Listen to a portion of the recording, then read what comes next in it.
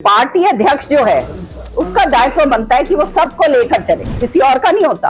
अगर पार्टी अध्यक्ष की तरफ से ही अगर नहीं बुलाया जाएगा, कोई बात नहीं होगी तो बिखराव होगा ही। कि उस समय पार्टी अध्यक्ष उदय भान जी नहीं थे, शायद उन्हें मालूम नहीं है कि पार्टी के अंदर मेरे बहुत सारे शुभचिंतक बैठे हैं जो ये चाहते हैं कि इन शुभचिंतकों को मालूम होना चाहिए कि किरण चौधरी जो है भागने वालों में से नहीं है। ये देखिए, उदय भान जी हमारे प्रदेश के अध्यक्ष हैं जी। और जिस पद के ऊपर वो आसीन है वो बहुत ही गरिमामय पद है। और मैंने पहले भी कहा कि जो भी इस पद पे आसीन होता है उसको अपनी गरिमा रखनी बहुत जरूरी होती है। जो पद पे आसीन होता है ये उसका काम है गरिमा रखना। और बाकी तो मैं क्या कहूँ, बाकी तो सारे हरियाणा मेरे बारे में जानता है। हरियाणा के मैं क्या अपने मुंह से क्या कहूँ।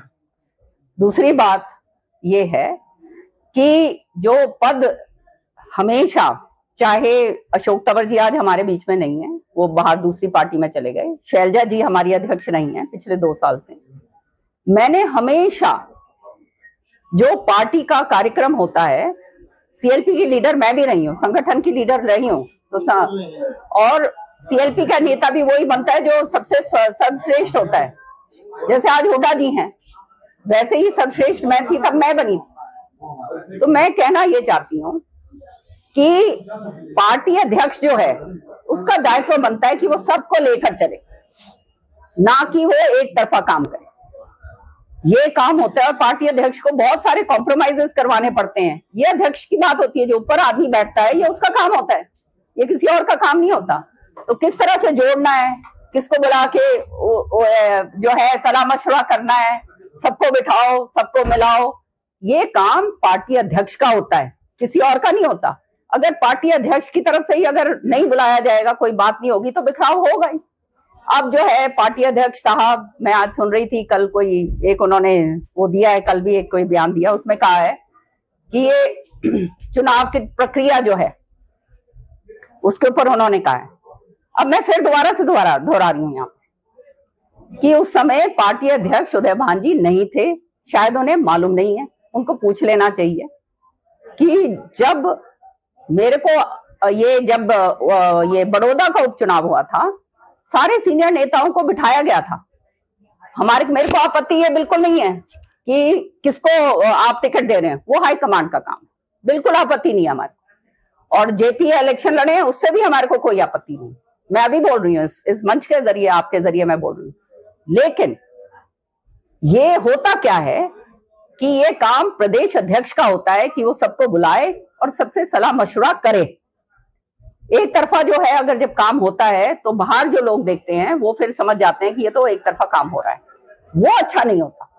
और उनको नहीं मालूम कि बड़ौदा के अंदर भी ये बात हुई है और ये बात ऐलनाबाद के समय भी हुई है। शैलजा जी ने हमको सबको बुलाया था, वो अशोक तंवर तो नहीं आज इसके टाइम के लिए फॉर जींद का जो इलेक्शन था, लेकिन शैलजा जी तो थी ना ऐलनाबाद के चुनाव में। शैलजा जी ने सबको बुलाया, मीटिंग हमारी हुई, उस मीटिंग के अंदर सारे सीनियर नेता आए, सबसे सलाह मशवरा करा गया। अल्टीमेटली सीट और जो है जिसको लड़ाना नहीं लड़ाना वो तो हाईकमांड का फैसला है। सब अपना अपना इनपुट देते हैं, आप समझ रहे हैं। मैं आज भी ये बात कह रही हूँ कि मुझे जेपी के वहां लड़ने से कोई आपत्ति नहीं थी, लेकिन आपत्ति इस बात पे थी कि उनके मतलब चुनाव से पहले अगर ये पूरा कार्यक्रम इस तरह से बैठा देते तो सारे नेता एकजुट होकर आगे लग जाते। चुनाव के समय भी, चुनाव अभी तक, तब से लेकर अभी तक मैं ये बात कह रही हूँ, अध्यक्ष बन गए हैं। जिस दिन अध्यक्ष बने थे उस दिन मेरे घर फूल लेकर जरूर आए थे और मैंने चाय पिलाई थी, बड़े इज्जत मान सम्मान मैंने दिया था क्योंकि उस पद की गरिमा है। और मेरा तो उनसे कोई निजी तो मेरे से उनके खिलाफ कोई बात ही नहीं है। और क्या कहते हैं, हम तो उनमें से थे जिन्होंने इनकी हाँ करी थी कि हाँ इनको बनने दो, सच्चाई है ये। लेकिन उसके बाद उन्होंने कभी फोन करके नहीं पूछा। हमारा संगठन बनाया भी, संगठन के लिए मैं आज के दिन कुछ भी ना हो, एमएलए तो हूं, मेरे से इतना तो पूछा जाना चाहिए था कि भाई कौन आपके डेलीगेट बनेंगे, कौन आपके ये बनेंगे, आप बताइए किसका क्या है, नाम दीजिए, अपने दीजिए। कभी भी नहीं, कोई बात ही नहीं। देखो, मैं निजी तौर पे ना किसी पे टिप्पणी करती हूँ, ये मेरा संस्कार नहीं है। भगवान ने कृपा बड़ी करी है, अच्छे सभ्यता के अंदर जो है मुझे संस्कार दिए हैं, तो मैं अपने संस्कार के मुताबिक चलती हूँ, चाहे कोई कितना ही नीचे गिर के बोले, उससे मेरे को कोई फर्क नहीं पड़ता। कुलदीप बिश्नोई के अनदेखी के चलते भाजपा में चले गए, क्या भविष्य में ऐसा हो सकता है अपनी भाजपा में जा सकते हैं? ऐसी खूब चर्चा चल रही है। ये अच्छा प्रश्न कर लिया आपने।